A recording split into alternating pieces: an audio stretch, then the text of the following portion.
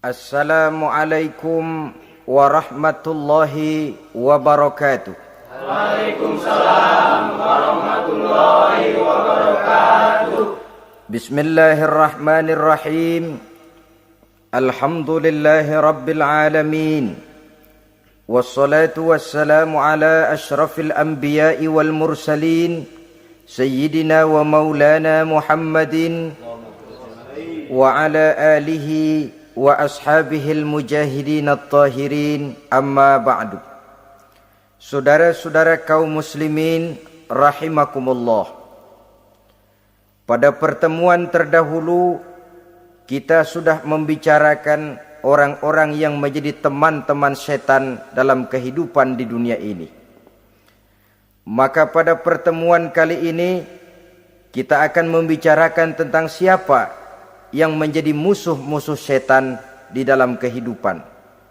Dengan satu catatan, berbahagialah mereka yang menjadi musuh-musuh setan, tetapi celakalah mereka yang menjadi teman-teman setan.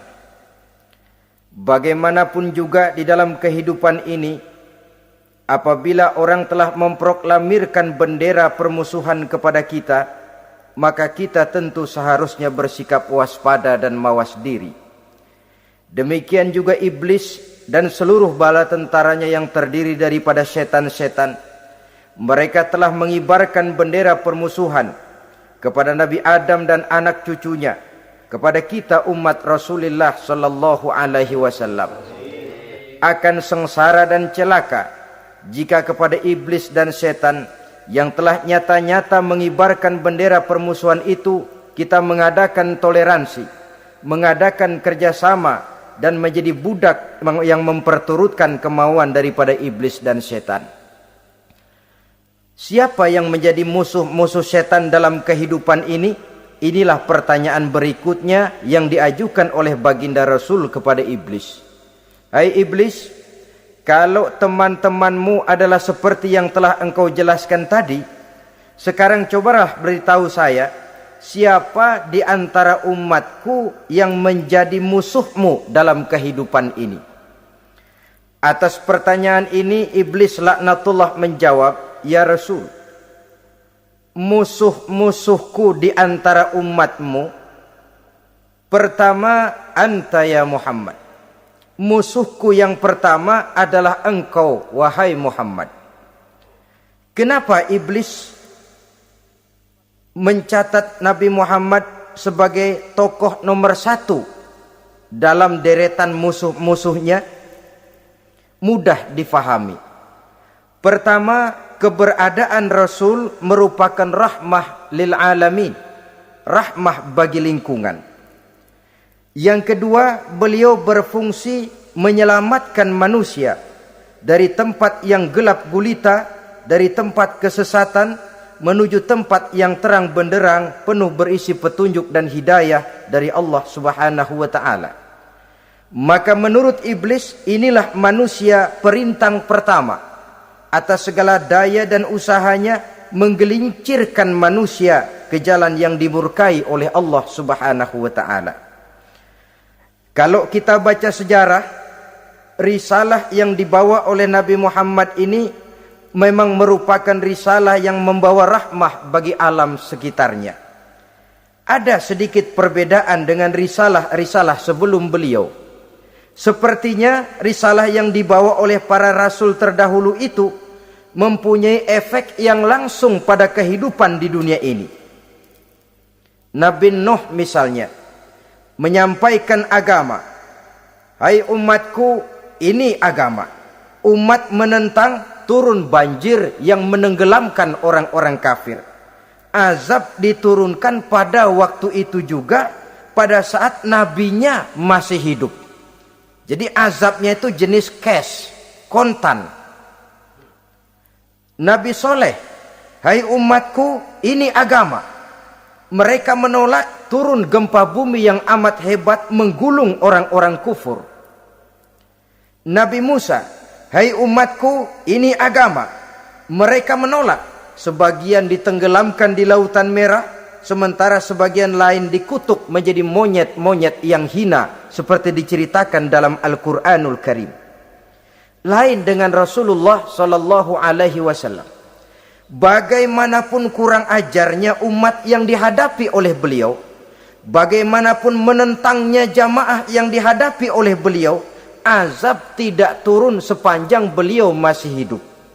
Ini merupakan jaminan dari Allah, wa ma kana Allahu liyu'azzibahum wa anta fihim. Allah sama sekali tidak akan menurunkan azab selama engkau wahai Muhammad masih hidup di tengah-tengah umatmu. Jadi keberadaan Nabi Muhammad merupakan jaminan keselamatan bagi umatnya. Selama beliau masih hidup, azab tidak turun bagaimanapun kurang ajarnya umat. Di sini sedikit bedanya dengan nabi-nabi terdahulu. Juga perbedaan dalam pola dakwah. Nabi Nuh ketika dakwahnya ditolak oleh umat, keluar doanya meminta umatnya ditenggelamkan. Tetapi Nabi kita ketika dilontari batu oleh umat, malah beliau mendoakan umatnya agar memperoleh hidayah. Oleh sikap yang semacam ini, wajar lalu iblis menganggap Nabi Muhammad sebagai musuh ranking pertama. Yang kedua, siapa musuhmu di antara umatku? Yang kedua kata iblis, musuhku Muhammad imamun adil. Pemimpin yang adil. Itu yang akan menjadi musuhku di dunia ini. Putus asa iblis menghadapi pemimpin yang adil. Tipu dayanya tidak terkena. Segala tingkah polanya tidak diperturutkan. Imam yang adil, pemimpin yang adil merupakan musuh daripada iblis laknatullah alaih. Apa sebabnya? Karena pemimpin yang adil mempunyai dampak dalam kehidupan di dunia ini. Melindungi orang banyak, menenteramkan orang banyak. Makin aman, tentram, tenang situasi dan kondisi, makin mudah orang melaksanakan ibadah. Makin tekun orang melaksanakan ibadah, makin dekat dia dengan Allah.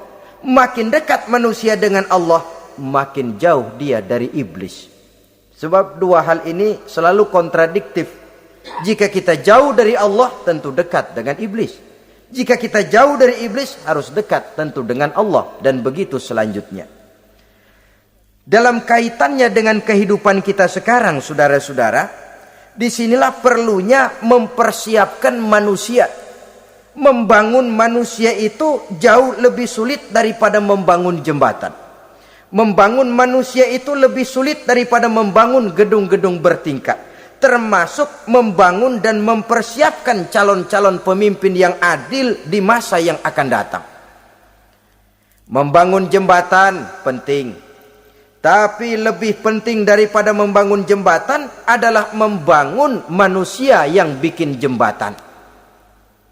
Sebab kalau manusia yang bikin jembatan tidak dibangun lebih dahulu, saya khawatir jembatannya nanti habis dimakan oleh yang bangun jembatan. Mengaspal jalan raya penting. Lebih penting dari mengaspal jalan raya, membangun manusia yang mengaspal jalan itu.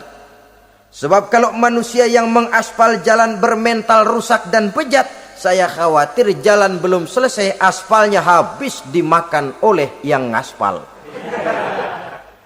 Inilah pentingnya membangun manusia pembangunan. Semua tugas-tugas besar, semua pekerjaan-pekerjaan yang baik harus berangkat dari niat yang baik, berangkat dari hati yang bersih. Siapapun adanya kita, apapun profesi kita.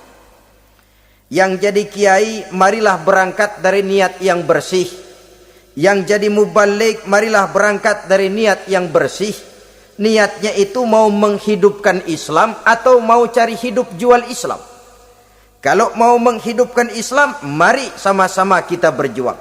Tapi kalau mau cari hidup untuk dengan menjual Islam, minggir saja daripada nanti bikin malu. Yang mengurus masjid, mari berangkat dari niat yang bersih. ngurus masjid itu niatnya mau menghidupkan masjid atau mau cari hidup di dalam masjid. Kalau mau menghidupkan masjid, mari.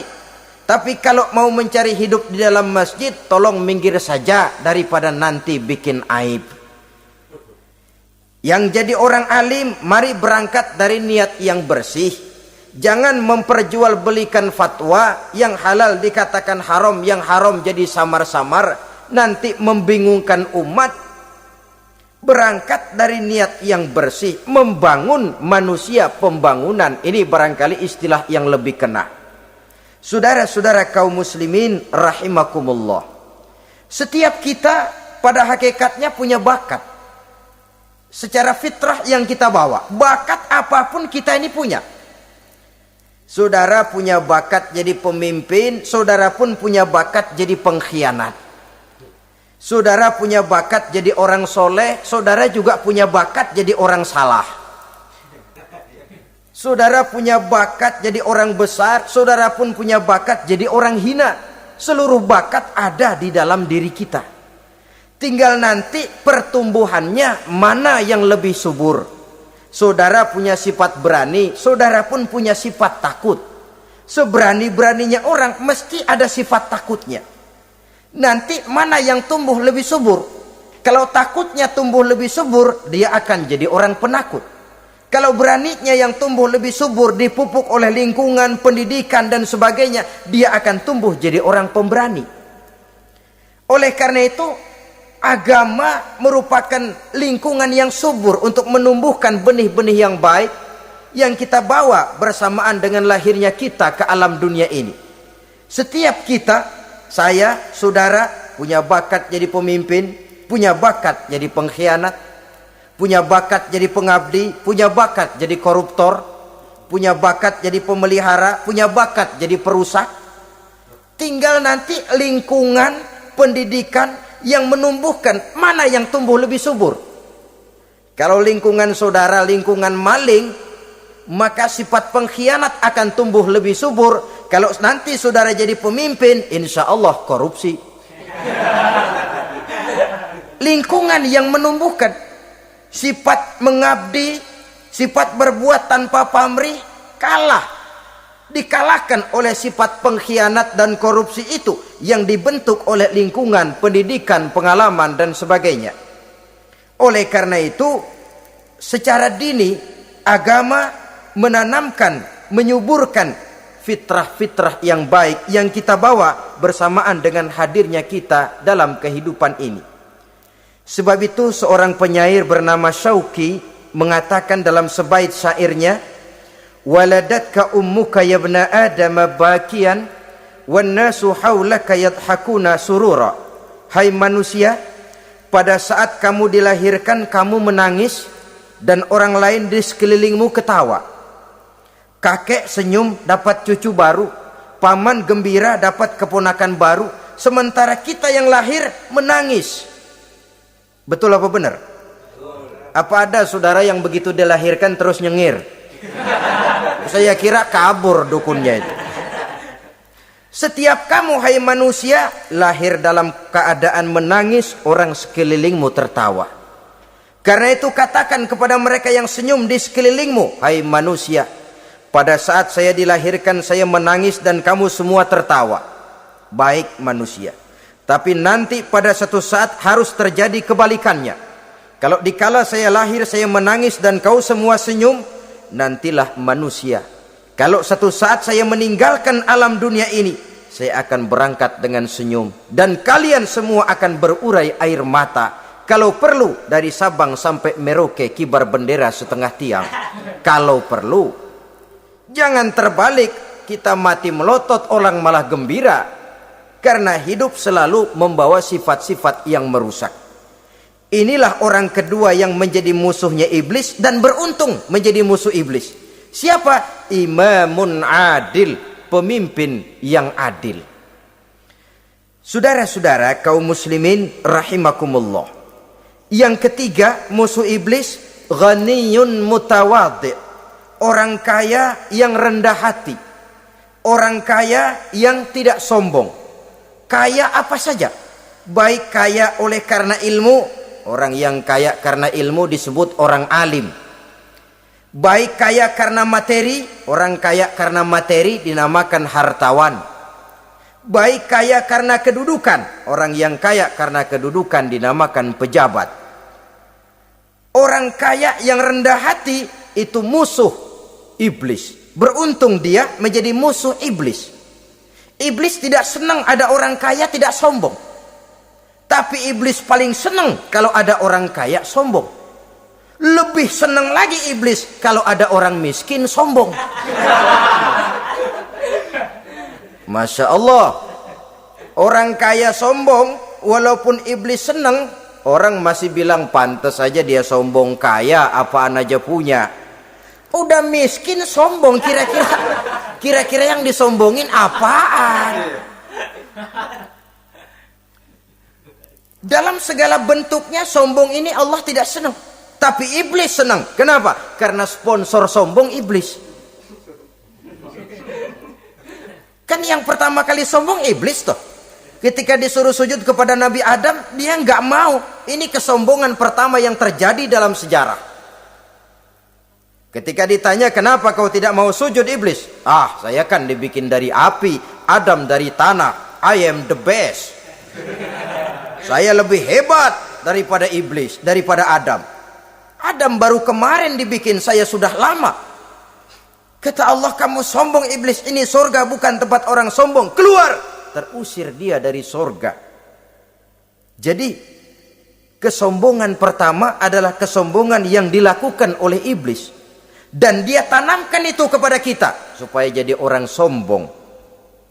Karena itu sombong ilmu Allah nggak senang, tapi iblis senang. Mentang-mentang ada ilmunya. Nih, satu-satunya ustadz di sini ya. Semua mesti ngaji sama gue. Kalau nggak ngaji sama gue, Islamnya kurang tapi bener. Sombong karena ilmu. Sombong karena pangkat. Mentang-mentang pakai bintang di pundak, jalan pundak duluan. Yang wajar saja hidup ini. Sombong harta pun begitu. Kaum muslimin rahimakumullah. Orang kaya yang rendah hati dimusuhi oleh iblis, tapi dicintai Allah, dicintai Rasul, dicintai malaikat. Caranya bagaimana? Kembali kepada satu kesadaran bahwa pada saat terlahir ke alam dunia ini tidak ada yang pernah kita bawa. Kalau sekarang kita punya rumah, punya kebun, punya kendaraan, punya pabrik, punya segala macam benda, apa itu? Titipan. Pada suatu saat akan diambil kembali oleh yang menitipnya. Kalau titipan itu pandai kita jaga, pandai kita syukuri, titipan akan makin banyak. Sama juga kita dalam kehidupan. Kalau orang bisa kita percaya, saya mau pergi ke luar negeri, rumah saya titip kepada tetangga. Saya pulang dari luar negeri, isi rumah tetap tidak berkurang, malah dibersihi, malah disapu, dihilangkan kotorannya. Tentu bukan main syukur saya, girang saya. Akan bertambah kepercayaan saya untuk menitipkan apa saja. Ini makna la in syakartum la azidannakum wa la in kafartum inna azabi lasyadid. Kalau kamu pandai bersyukur, aku tambah nikmat. Tapi kalau kamu ingkar, azabku teramat pedih. Artinya apa? Nikmat bisa berubah menjadi azab kalau kita tidak pandai mensyukurinya. Ma'asyiral muslimin rahimakumullah. Orang yang kaya ilmu lalu rendah hati, tidak selalu ingin menonjolkan diri. Ini kadang-kadang yang tanggung ini yang bikin berabe. Alim bener enggak, geblek bener juga enggak. Yang sedikit-sedikit mau nonjolin diri. Kalau enggak jadi imam enggak mau ke masjid. Enggak jadi imam enggak mau ke musola. Pokoknya kalau enggak jadi imam marahan sama musola. Macam mana? Saudara-saudara kaum muslimin, rendah hati. Tidak selalu ingin menonjolkan, sebab orang yang selalu ingin menonjolkan dirinya biasanya orang yang kekurangan kepercayaan kepada kemampuan dirinya sendiri. Dia selalu ingin dinomorsatukan. Dia selalu ingin ditempatkan pada ranking teratas. Dia tidak percaya diri. Orang yang percaya diri dapat bersikap wajar dalam kehidupan. Begitu juga kaya karena harta, dengan menyadari bahwa harta bagaimanapun banyaknya titipan dari Allah. Pada suatu saat akan kembali. Dia harus dimanfaatkan sesuai dengan kehendak yang menitipnya. Begitu juga kaya oleh karena pangkat, kedudukan dan jabatan. Pada suatu saat jabatan itu akan hilang dari diri kita. Karenanya sering saya jelaskan bahwa pangkat di dunia ini yang paling tinggi pensiun. Titel yang paling akhir almarhum. Saudara setuju atau tidak, titel itu akan saudara dapat. Bagaimanapun kita cinta kepada pangkat, kedudukan, entah pada akhirnya suatu saat akan sampai kepada posisi yang namanya pensiun.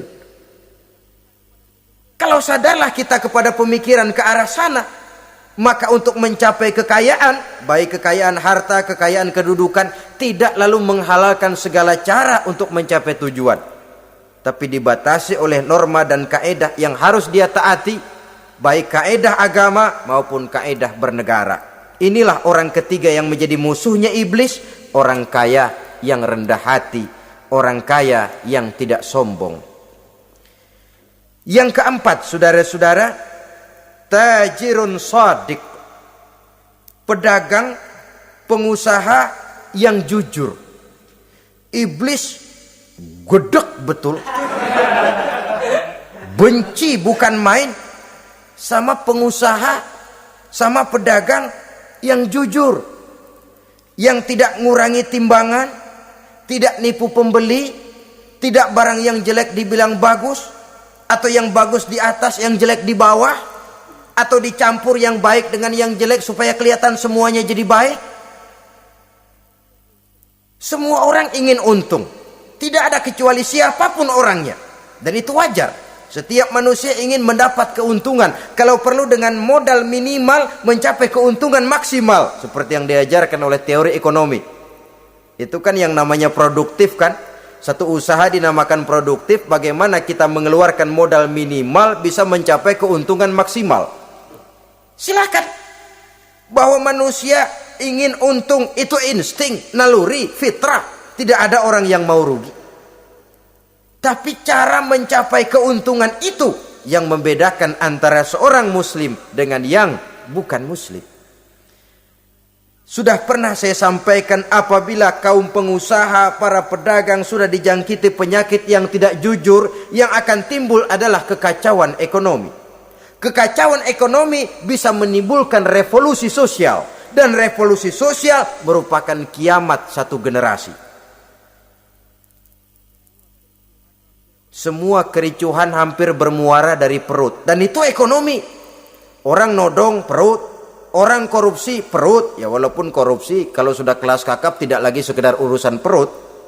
Ya perut apa yang diurusin kalau korupsinya miliaran itu? Perut jin barangkali. Saudara-saudara kaum muslimin rahimakumullah. Oleh karena itu, pedagang yang jujur, pengusaha yang jujur, ini merupakan musuh iblis. Iblis tidak senang kalau ada pengusaha yang jujur. Iblis tidak senang kalau ada pedagang yang jujur. Tapi iblis akan tepuk tangan kalau pedagang sudah selingkuh, kalau pengusaha sudah nipu.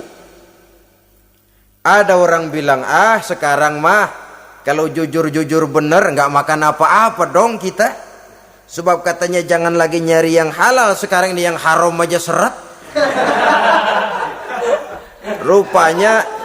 Rupanya sering masang undian nggak pernah kena. Lalu bilang jangan yang halal, yang haram aja nggak kena-kena katanya. Sebenarnya bukan itu masalahnya, saudara-saudara. Bukan itu masalahnya. Masalahnya ialah bahwa kejujuran membawa keberkahan. Ini kalau kita berpikir dengan kacamata agama. Keberkahan merupakan sumber ketenangan. Dan ketenangan ini tidak bisa dibeli dengan materi yang bagaimanapun banyaknya. Walaupun kita punya percetakan duit, ketenangan itu nggak bisa dibeli.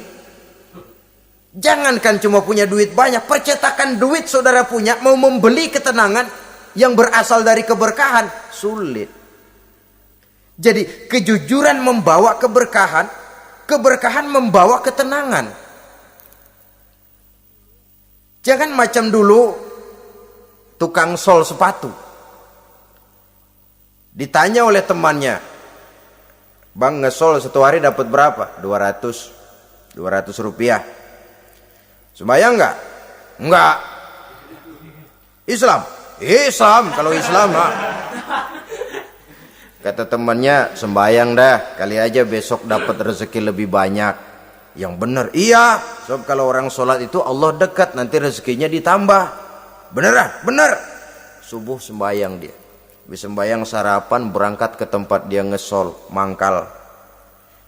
Dari pagi sampai jam 11 belum ada juga yang ngesol. Mulai bimbang hatinya. Katanya kalau sembayang rezeki tambah. Tadi sembayang subuh sampai gini hari belum ada yang ngesol. Cobaan kali, sabar. Datang sholat zohor. Habis zohor nunggu lagi, belum juga ada yang datang ngesol. Udah mau pulang hampir maghrib, baru datang satu orang, dan ini sendal jepit putus.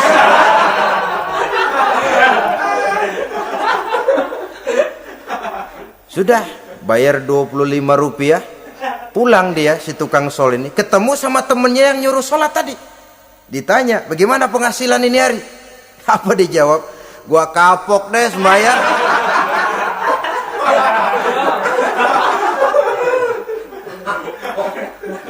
Kemarin nggak sembahyang dapat 200, sekarang begitu sembahyang jigo.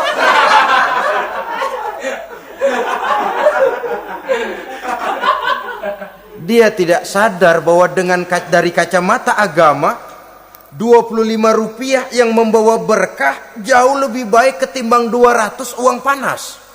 Dari kacamata agama, 25 rupiah yang membawa berkah lebih baik daripada 200 rupiah tapi panas. Sebab panas menjauhkan kita dari ketenangan. Itulah sebabnya maka pedagang yang jujur, pengusaha yang jujur menjadi musuh setan dan beruntung. Sekarang jadi pengusaha jujur-jujur nggak dapat proyek, Pak. Kalau nggak bisa semir semur. Padahal agama sudah menjelaskan ar-rashi wal murtashi finnar. Orang yang nyogok dan orang yang disogok dua-duanya neraka. Kenapa? Join termasuk ta'awanu 'alal ismi wal udwan. Bertolong-tolongan dalam berbuat dosa dan kesalahan. Kalau hadiah, lain hadiah. Kalau sedekah, lain sedekah. Tapi yang namanya semir, suap, ar-rashi wal murtashi finnar. Saudara-saudara kaum muslimin rahimakumullah. Jadi pedagang yang jujur, pengusaha yang jujur merupakan salah satu roda perekonomian. Kegoncangan ekonomi akan menimbulkan dampak sosial yang sangat luas dan kompleks. Yang pada giliran puncaknya, dampak paling negatifnya, dia sanggup menggerakkan terjadinya revolusi sosial. Bukankah sebagian besar gerak hidup manusia dimotivasi oleh keinginan untuk mempertahankan kelangsungan hidup? Dan kelangsungan hidup artinya mulut. Mulut itu artinya perut, dan itu artinya makan. Setelah itu mungkin baru pangan, baru sandang, baru dia berpikir pakaian dan sebagainya. Jadi karena dia merupakan penggerak roda ekonomi, pedagang yang jujur, pengusaha yang jujur mutlak diperlukan dalam kehidupan ini. Sebab sekali lagi, kejujuran akan membawa keberkahan, keberkahan memberikan ketenangan dalam kehidupan. Oleh karenanya kita umat Islam, biarin duit kita banyak, asal berkah. Itu tentu idealnya. Ketimbang dikit tidak berkah, lebih baik ia banyak, ia berkah. Dan keberkahan itu datang lewat kejujuran. Kejujuran ini sudah dicontohkan oleh Rasul pada saat beliau berniaga ke negeri Syam. Dikala berumur 9 tahun, bahkan dikala berumur 25 tahun, seketika membawa dagangan Sayyidatuna Khadijah yang kelak jadi istri beliau.